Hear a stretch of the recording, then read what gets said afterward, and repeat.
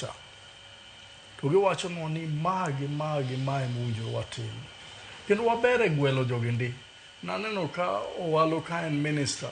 No chakore gi Kisumu Investment Conference. Nyanza Investment Conference. It was a brilliant idea. Kendo ji no gwel mang'eny kabisa. Oscar ne okaera ahinya.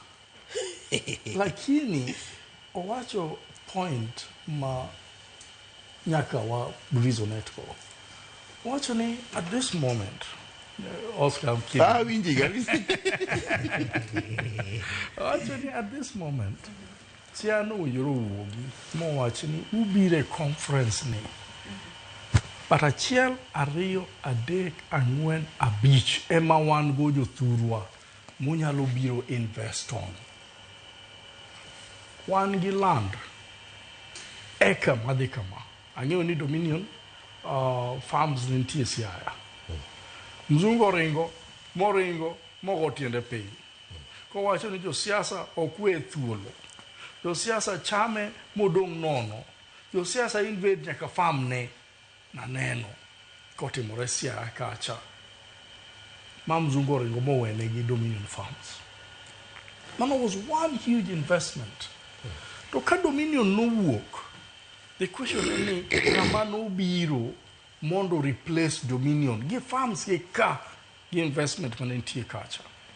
Dominion no biro ni otimo farming mo export gigi kendo ne gi market somewhere else. Iso ni otime locally to export internationally. Nwagoyo Mzungu ringo matiende okay. Investment conference island en odwa benefiting. O benefit governor nikech koro ji nitie biro gi mtokni madongo to showcase ni wan be wantie kanyo. 3-piece suit mano konen gi go Mabei nikech nyocha gi no Mabei koro gidwa biro go kanyo. New brand of vehicles manyiso konen gi Mabei koro gidwa biro kanyo. Ye ni governor kachiel ko biro kanyo to biro kanyo gi mtokni 7-8.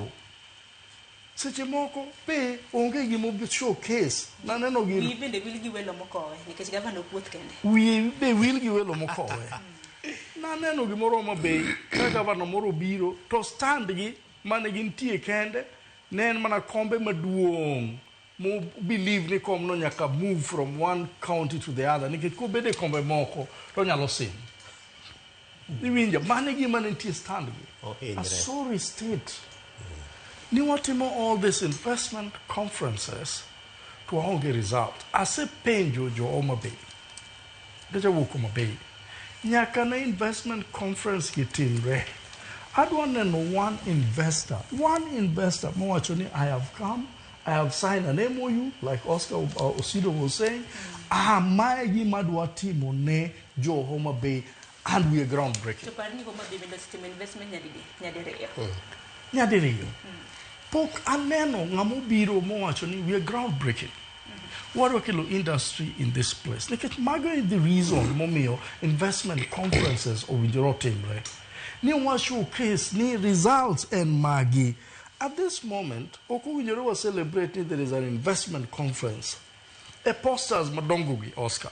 Owinjore wa celebrate ni from our last investment conference, one year an investor who has come and has pitched tent in our county.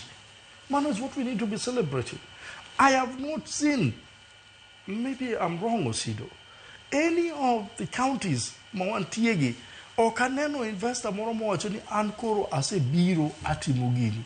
Other than Kisumu, manager tile biro industrial zone, manentie kacha. Maneno kajo moko no biro to chakotemo rado, chakoloso tiles, mag floors. Angomo mio, wadwa create pomp and color. Auditor General wacho kama. The most expensive and misused kitty in county government and travel, and national government and travel. Pesa madhi travel ni wuotha, ng'eny moloyo pesa madhi development, which is supposed to be 30% of the budget mar county. Nyiso ni gini an kaka nene. Ka ok owuok oko mowacho ni is it worth the money. Remember, nigini, samitimo investment forum, na wacho ni wachame, osechak chame gi posters, iwinja. To osechak chame gi traveling, iwinja. To ngini magi pesa ma counties ema chulo. Onge governor orengo dhi chulo gi county ema dhi chule.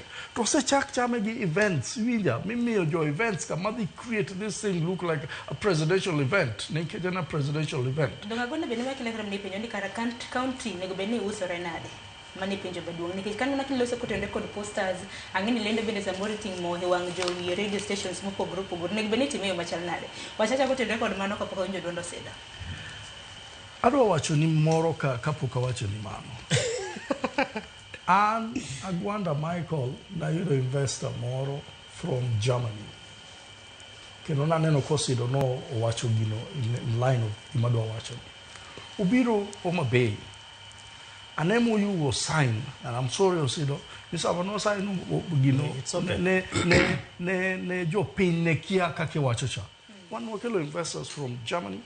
Wabiro wadhi governor. He signed $4 billion. Governor Witty was there, the governor.